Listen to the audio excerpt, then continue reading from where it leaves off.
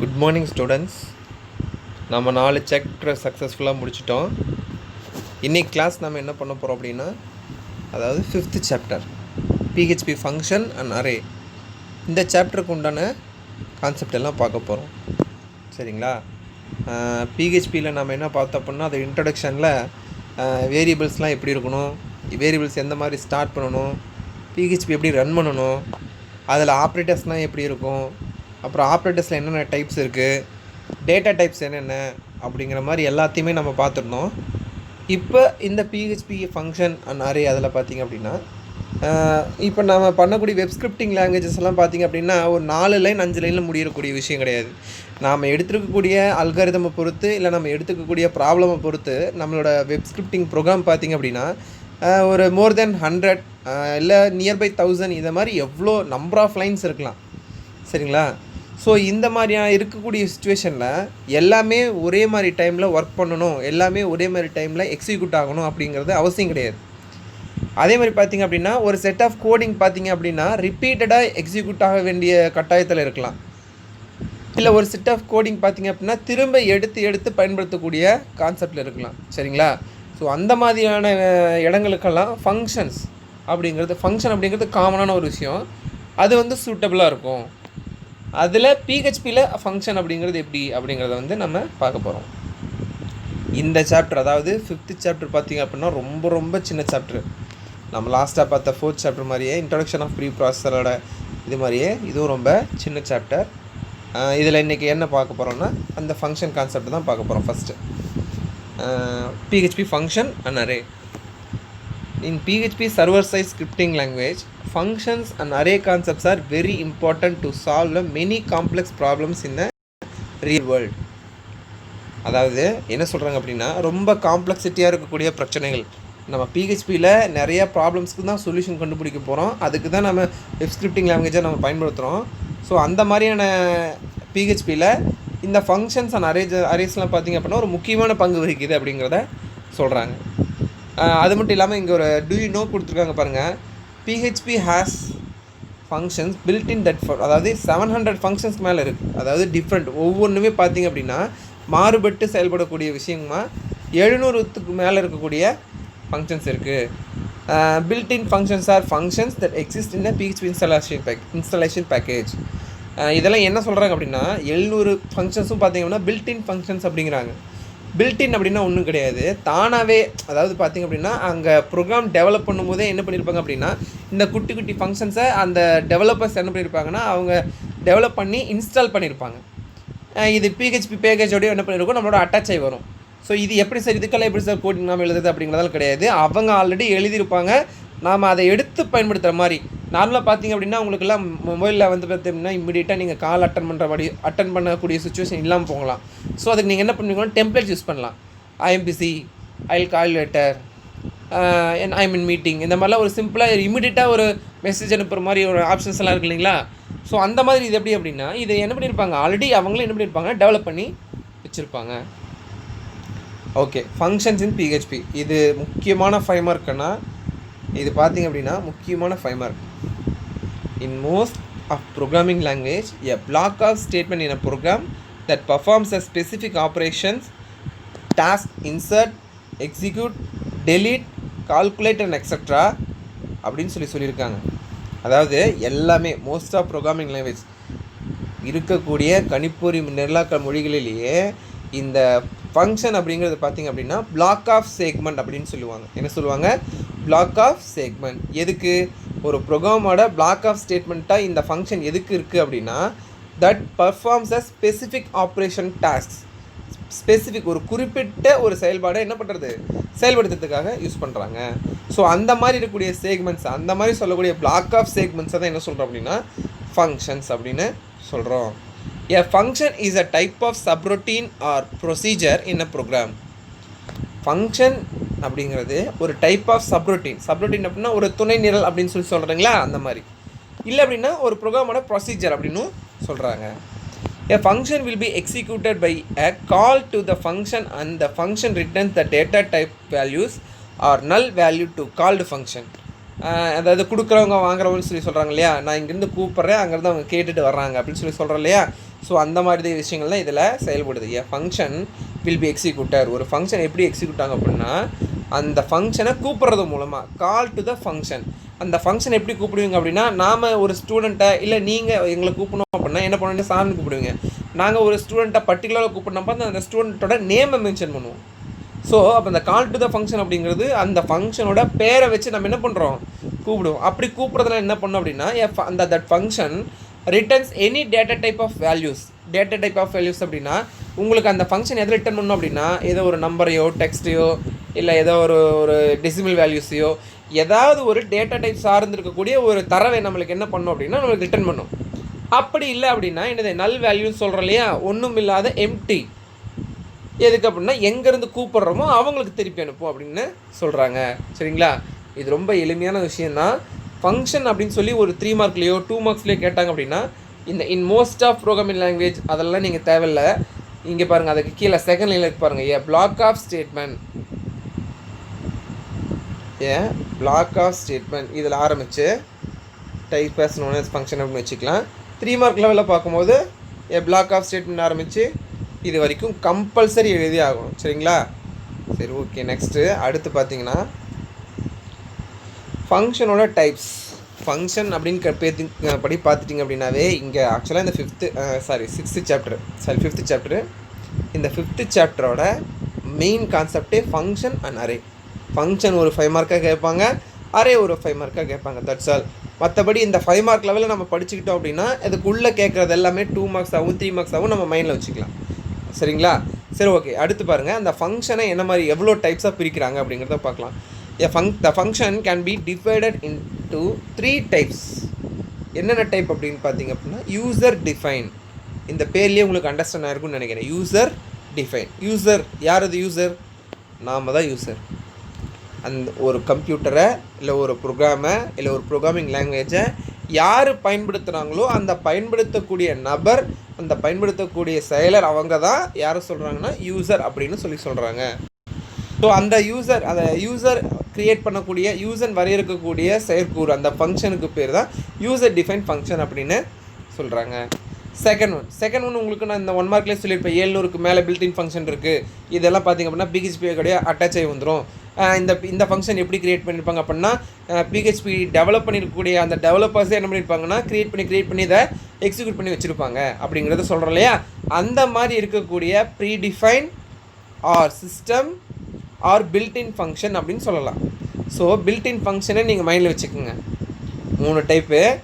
ஒன்று user define function, அடுத்து built-in function, அடுத்து பேராமீட்டரைஸ்டு ஃபங்க்ஷன். சரிங்களா, ஓகே. ஃபஸ்ட்டு யூடிஎஃப்னா ஒன்றும் இல்லை, அதோட ஷார்ட் ஃபார்ம் எதுன்னா யூசர் டிஃபைன் ஃபங்க்ஷனோட ஷார்ட் ஃபார்ம் தான் யூடிஎஃப். பிஹெச்பியோட யூசர் டிஃபைன் ஃபங்க்ஷன் அப்படிங்கிறது தான் எதுக்கு, gives the privilege to the user to write own specific operation inside of existing program module. Already இருக்கக்கூடிய ஒரு ப்ரோக்ராமோட ஒரு திட்டத்தில் என்ன பண்ணுறோம் அப்படின்னா, யூசர் அவங்களோட தனித்துவத்தை இல்லை அவங்களே இது ஒரு கான்செப்டில் வேணும், எனக்கு இந்த மாதிரியான ஆஸ்பெக்ட்ஸ் எல்லாம் தான் வேணும்னு சொல்லி விருப்பப்பட்டு டெவலப் பண்ணக்கூடிய ஃபங்க்ஷன்ஸ் எல்லாம் யூசர் டிஃபைன்டு ஃபங்க்ஷன் அப்படின்னு சொல்லிட்டு சொல்லலாம். ஸோ இதில் பார்த்திங்க அப்படின்னா 2 important steps to the programmer has to create for the user defined functions are. So 2 important steps இருக்குது. என்னென்ன அப்படின்னு சொல்லி பார்த்திங்க அப்படின்னா, first one function declaration. A user defined function declaration begins with the keyword function. So முதல்ல முக்கியமான விஷயம் அப்படின்னா ஃபங்க்ஷனை டிக்ளேர் பண்ணணும் அப்படின்னா நியமிக்கிறோம் அப்படின்னு சொல்கிறோம் இல்லைங்களா, அந்த மாதிரி நியமிக்கணும். ஸோ அது எப்படி நியமிக்க முடியும் அப்படின்னா, அதுக்கு ஒரு கீவேர்டு இருக்குது, அது பேர் தான் என்ன அப்படின்னா ஃபங்க்ஷன். ஸோ நீங்கள் பிஹெச்பியில் ஒரு ஃபங்க்ஷனை பயன்படுத்தணும், ஒரு ஃபங்க்ஷனை யூஸ் பண்ணணும் அப்படின்னா கண்டிப்பாக with the help of keyword function only possible. User can write any custom and logic inside the function block. So இந்த பிளாக்குள்ளே நீங்கள் என்ன பண்ணிக்கலாம்னா ஆட்டோமேட்டிக்காக உங்களுக்கு உண்டான codings statement block of statement சொல்கிறோம் இல்லைங்களா, அதெல்லாம் நம்ம என்ன பண்ணிக்கலாம், எடுத்துக்கலாம். ஸோ இதோட சின்டாக்ஸ் பாருங்கள், இது முக்கியமான 2 மார்க். கண்டிப்பாக சின்டாக்ஸஸ் எல்லாம் ரொம்ப ரொம்ப முக்கியம். நீங்கள் அதெல்லாம் ஒரு கேட்டகரி எடுத்து வச்சு படித்து பாருங்கள். சரிங்களா, இப்போ இந்த பிஹெச்பி லாங்குவேஜில் இப்போ நீங்கள் எந்த சாப்டரில் 4th சாப்டர்லேருந்து கவனிச்சிட்டு வரீங்க அப்படின்னா அதில் ஏதாவது சின்டாக்ஸ் கொடுத்துருந்தாங்க அப்படின்னாவோ அதெல்லாம் கண்டிப்பாக தனித்தனியாக நோட் பண்ணி படித்து பாருங்கள். ஃபங்க்ஷனுக்கு இதுதான் சின்டாக்ஸு, வேரியபிள் எப்படி நம்ம க்ரியேட் பண்ணுங்கிறது ரூல்ஸு இதெல்லாம் நீங்கள்லாம் மைண்டில் வச்சுக்கிட்டீங்க அப்படின்னா உங்களுக்கு ரொம்ப ஹெல்ப்ஃபுல்லாக இருக்கும். ஏதோ ஒரு வகையில் உங்களுக்கு மார்க்ஸ் வாங்கி கொடுக்கும். சரிங்களா? ஸோ இப்போ ஒரு ஃபங்க்ஷன் அப்படின்னா நீங்கள் பிஹெச்பிக்குள்ளே எப்படி கொடுக்கணும் அப்படின்னா ஃபங்க்ஷன் ஃபஸ்ட்டு. ஃபங்க்ஷன் அப்படிங்கிறது என்ன அப்படின்னா எடுத்ததுமே இந்த ஃபங்க்ஷன் எதை மென்ஷன் பண்ணுது அப்படின்னா நாம் சொன்னோம்ல வித் ஹெல்ப் ஆஃப் கீவேர்டுன்னு சொல்கிறோம் இல்லைங்களா, இந்த கீவேர்டு தான். சரிங்களா? ஃபஸ்ட்டு இந்த ஃபங்க்ஷன் எதை மென்ஷன் பண்ணுது அப்படின்னா கீவேர்ட். அடுத்து பார்த்திங்கன்னா அதை ஃபாலோ பண்ணி ஃபங்க்ஷனோட நேம். இந்த நேம் பார்த்திங்க அப்படின்னா அந்த வேரியபிள்ஸ் ஐடென்டிஃபைஸ்ன்னு சொன்னோம் இல்லைங்களா, அந்த மாதிரி நீங்கள் ஒரு லாஜிக்கோடு கொடுத்துருக்கணும். சரிங்களா? அப்படி இல்லை பண்ணல எக்ஸிக்யூட் ஆகும். பட் அந்த ரூல்ஸ் எல்லாம் என்ன பண்ணியிருக்கணும்னா அதை ஒபே பண்ணி நம்ம இருக்கக்கூடியதை நம்ம கரெக்ட் பண்ணி வச்சுருந்துருக்கணும். அப்புறம் வித்தின் பிரேசஸ்க்குள்ளே என்ன பண்ணணும்னா custom logic code to be executed. Custom லாஜிக்னால் அந்த ஃபங்க்ஷனுக்கு சம்மந்தப்பட்ட கோடிங்ஸ் என்னென்ன இருக்குது அப்படிங்கிறதெல்லாமே என்ன பண்ணணும், அதை நாம் கொடுக்கணும் அப்படின்னு சொல்லி சொல்கிறாங்க. ஓகே, இந்த யூசர் டிஃபைன் ஃபங்க்ஷனுக்கு ஃபஸ்ட்டு அதாவது 2 இம்பார்ட்டன்ட் ஸ்டெப்ஸ்ன்னு சொல்லி சொன்னாங்க. ஃபஸ்ட் ஒன் பார்த்திங்க அப்படின்னா ஃபங்க்ஷன் டிக்ளரேஷன். அது முடிஞ்சது, நான் டிக்ளேர் பண்ணிட்டேன். டிக்ளேர் பண்ணினதுக்கப்புறம் என்ன பண்ணணும்னா செகண்ட் செக்மெண்ட் பார்த்திங்கன்னா ஃபங்க்ஷன் காலிங். நான் ஃபங்க்ஷனை எடுத்து இதுதான் கோடிங்கு அப்படின்னு சொல்லிவிட்டு நான் டைப் பண்ணி அதை வச்சுருக்கிறது எதுக்கு அப்படின்னா அந்த ஃபங்க்ஷனை கூப்பிட்டு அதாவது அந்த ப்ரோக்ராமுக்குள்ளே நான் அதை இன்வைட் பண்ணி நான் அதை எக்ஸிக்யூட் பண்ணி பயன்படுத்திக்கிட்டேனா தான். சரிங்களா? ஸோ அது அப்போ செகண்ட் ஸ்டெப் பார்த்திங்க அப்படின்னா function calling. A function declaration part will be executed by a call to the function. அப்போ என்னது இது எதுக்கு ஃபங்க்ஷனுக்கு கால் பண்ணுறதுக்காக தான் இது யூஸ் பண்ணுறாங்க. Programmer has to create the function calling part inside the respective program. So அப்போ அந்த ப்ரோக்ராம்குள்ளே என்ன பண்ணணும் அப்படின்னா அதுக்கு அந்த ஃபங்க்ஷனை கால் பண்ணணும்னு சொல்லி சொல்கிறாங்க. அதுக்கு சின்டாக்ஸ் ஒன்றும் இல்லை, அந்த ஃபங்க்ஷனோட நேமை சும்மா அதோட ஃபங்க்ஷன் அப்படின்னா ப்ராக்கெட்டில் இருக்குங்களா, ஸோ அந்த ப்ராக்கெட்டை வச்சு யூஸ் பண்ணோம் அப்படின்னாவே ஆட்டோமேட்டிக்காக it will be call to the call function. Example பாருங்கள், பிஹெச்பி ஸ்டார்ட் பண்ணியிருக்காங்க. அதாவது பிஹெச்பி வழக்கம் போல் என்ன சின்டாக்ஸ் நம்ம பார்த்துருந்தோம் அந்த சின்டாக்ஸ் படி என்ன பண்ணியிருந்தாங்கன்னா ஸ்டார்ட் பண்ணியிருக்காங்க. ஓகேங்களா? ஓகே, ஸ்டார்ட் பண்ணிவிட்டு அந்த பிஹெச்பிக்குள்ளே என்ன கொடுத்துருக்காங்கன்னு பாருங்கள். ஃபங்க்ஷன் இன்சர்ட் மெசேஜ் அப்படின்னு சொல்லிட்டு ஒரு ஃபங்க்ஷன் க்ரியேட் பண்ணியிருக்காங்க. நான் என்ன சொன்னேன், இது வந்து ஒரு ஃபங்க்ஷனாக கண்டிப்பாக ஃபங்க்ஷன் தான். எப்படி இந்த ஒரு ஃபங்க்ஷன் அப்படின்னா கண்டிப்பாக ஃபங்க்ஷனுங்கிற கீவேர்டு இருக்கணும். கரெக்டுங்களா? ஸோ அப்போ இங்கே அதாவது ஃபங்க்ஷன் இன்சர்ட் மெசேஜ் அப்படிங்கிறது பாருங்கள், ஃபங்க்ஷன் அப்படின்னு ஒரு கீவேர்டு இருக்குது, அதை ஃபாலோ பண்ணி ஃபங்க்ஷன் நேம் இருக்குது. Okay, this is a function of PHP. So இதுக்குள்ளே block of statements set of codings எல்லாம் சொன்னோம் இல்லைங்களா, அதெல்லாம் என்னென்ன அப்படின்னா எக்கோவில் என்ன கொடுத்துருக்காங்கன்னா ஒரே ஒரு ஸ்டேட்மெண்ட் மட்டும் கொடுத்துருக்கான். எக்கோவில் ஸ்டூடெண்ட் டீடைல்ஸ் இன்சர்ட்டட் சக்ஸஸ்ஃபுல்லி அப்படின்னு சொல்லிட்டு ஒரு மெசேஜ் கொடுத்துருக்கான். ஸோ இந்த ஃபங்க்ஷன் முடிஞ்சது, அவ்வளோதான். நீங்கள் ஒரே லைன் தான் கொடுக்குறோன்னா நம்ம ஒரு லைன் கொடுத்துருக்குறோம். நம்ம நம்பர் ஆஃப் ஸ்டேட்மெண்ட்ஸ் நம்ம என்ன பண்ணலாம், இந்த ஃபங்க்ஷனுக்குள்ளே கொடுத்துக்கலாம். சரி, கொடுத்தது மட்டும் இல்லாமல் இந்த ஃபங்க்ஷன் என்ன பண்ணியிருக்காங்க, காலிங் ஃபங்க்ஷன். அதாவது ஃபஸ்ட்டு ஸ்டெப் என்ன சொன்னோம், யூசர் டிஃபைன் ஃபங்க்ஷனை மொத்தம் இம்பார்ட்டண்ட்டாக 2 ஸ்டெப் யூஸ் பண்ணுறோம். ஒன்று ஃபங்க்ஷன் டிக்ளரேஷன், ரெண்டாவது function calling. So function declaration முடிஞ்சுது. அடுத்து பார்த்திங்கன்னா ஃபங்க்ஷன் காலிங் பாருங்கள், இன்சர்ட் மெசேஜ் அப்படின்னு சொல்லக்கூடிய ஃபங்க்ஷனோட நேமை மட்டும் கூப்பிட்டுக்கிட்டேன். சரிங்களா? ஸோ இப்படி கூப்பிட்றதுனால என்ன பண்ணிக்கலாம் அப்படின்னா எனக்கு என்ன answer, student details inserted successfully அப்படின்னு சொல்லிட்டு என்ன பண்ணும், ஒரு மெசேஜ் ட்ரிகர் ஆகும். சரிங்களா? ரொம்ப யூஸ்ஃபுல்லான விஷயந்தான். இந்த யூசர் டிஃபைன் ஃபங்க்ஷன் மட்டும் தனியாக 3 மார்க்ஸில் கேட்டால் நீங்கள் என்ன பண்ணலாம், எழுதியிருக்கணும். ஓகேங்களா? அடுத்து பேராமீட்டரைஸ் ஃபங்க்ஷன் பார்த்தோம் அப்படின்னா அடுத்து அரேஸ் வந்துடும். சரிங்களா? பேராமீட்டரைஸ் ஃபங்க்ஷன் மட்டும் பார்த்துக்கலாம். பேராமீட்டர் அப்படின்னாவே உங்களுக்கு ஆல்ரெடி நம்ம ஜாவா ஸ்கிரிப்டில் அப்புறம் அடுத்த HTML நம்ம பார்த்துருப்போம். இருந்தாலும் நம்ம இப்போ இதில் என்ன கான்செப்ட் பார்க்குறாங்க அப்படின்னு பாருங்கள்.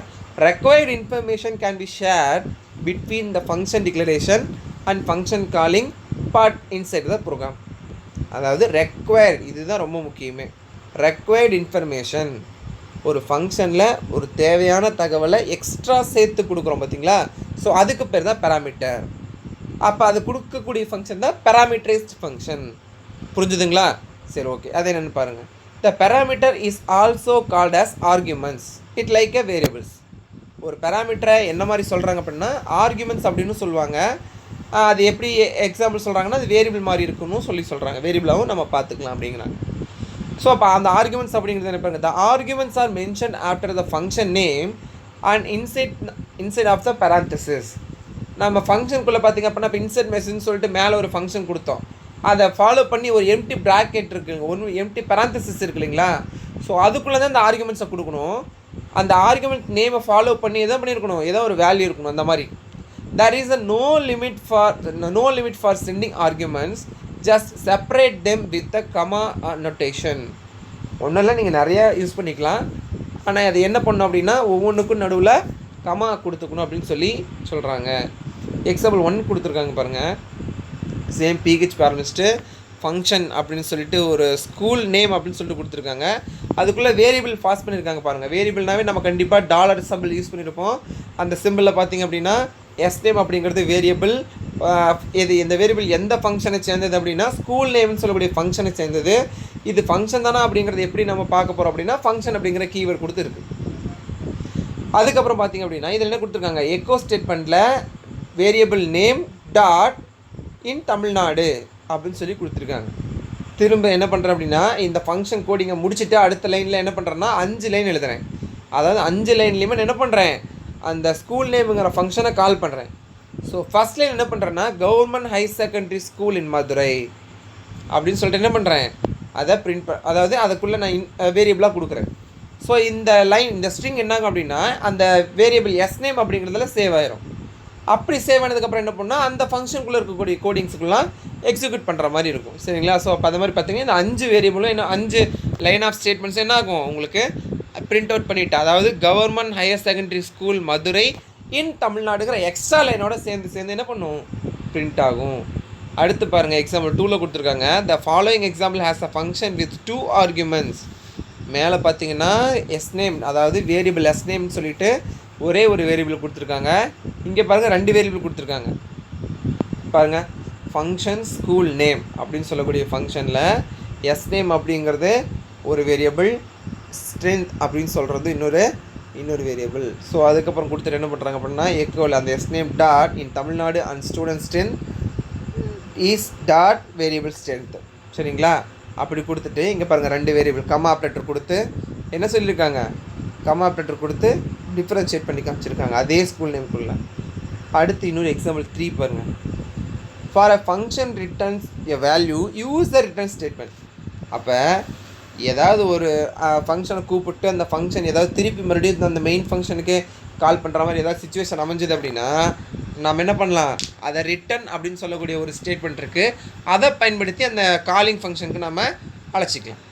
ஸோ இந்த ஃபங்க்ஷனில் பார்த்திங்க அப்படின்னா ஃபங்க்ஷனோட நேம் என்னென்னா சம் அப்படின்ட்டு இருக்குது. அதுக்குள்ளே 2 வேரியபிள்ஸ் கொடுத்துருக்காங்க எக்ஸ் ஒய் அப்படின்னு சொல்லிட்டு. அப்படி எக்ஸ் ஒய் அப்படிங்கிறது அந்த ஃபங்க்ஷனுக்குள்ளே என்ன வேலை பண்ணுது அப்படின்னா ஒரு வேரியபிளை ஜெட் அப்படின்னு சொல்லக்கூடிய ஒரு வேரியபிளை க்ரியேட் பண்ணி அந்த வேரியபிளுக்குள்ளே எக்ஸையும் ஒய்யும் ஆட் பண்ண வரக்கூடிய ஆன்சருக்கு ஜெட்டில் ஸ்டோர் ஆகமடிக்கு இருக்கும். அது இருந்ததுக்கப்புறம் என்ன பண்ணுன்னா அந்த ஜெட்டில் என்ன வேல்யூ இருக்கோ இந்த சம்முங்கிற ஃபங்க்ஷனை கால் பண்ணும் போதெல்லாம் என்ன பண்ணும், அந்த ரிட்டர்ன் பண்ணிடும் எந்த ஃபங்க்ஷன் கால் பண்ணுதோ அதுக்கு.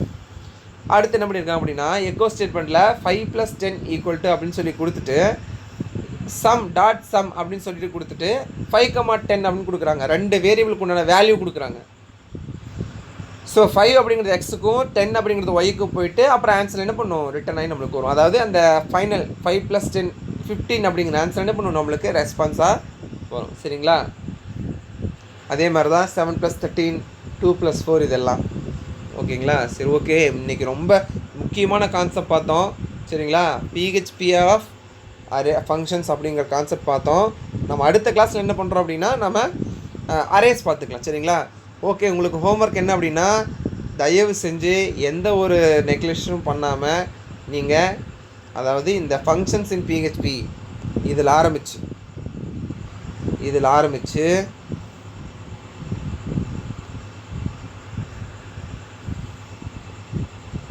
பேராமீட்டரைஸ் ஃபங்க்ஷன் இருக்கு இல்லைங்களா, அதுக்கு மேலே வரைக்குமே பார்த்தீங்க அப்படின்னா நீங்கள் இதை மட்டும் போனீங்க போதும். பேராமீட்டரைஸ் ஃபங்க்ஷன் பற்றி 2 மார்க் லெவலில் 3 மார்க் லெவலில் தான் கேட்பாங்க. நீங்கள் இது வரைக்கும் மட்டும் எழுதிங்கனாவே போதுமானது. சரிங்களா? ஸோ இது ஒரு 5 மார்க்காக கன்சிடர் பண்ணி இதை ஃபுல்லாக கம்ப்ளீட்டாக எனக்கு சப்மிட் பண்ணுங்கள். சரிங்களா? என்னோட இண்டிவிஜுவல் நம்பருக்கு உங்களோட மெசேஜஸ் உங்களோட ஹோம்ஒர்க்ஸை சப்மிட் பண்ணுங்கள். சரிங்களா? Okay students, thank you. நல்லா எழுதுங்க.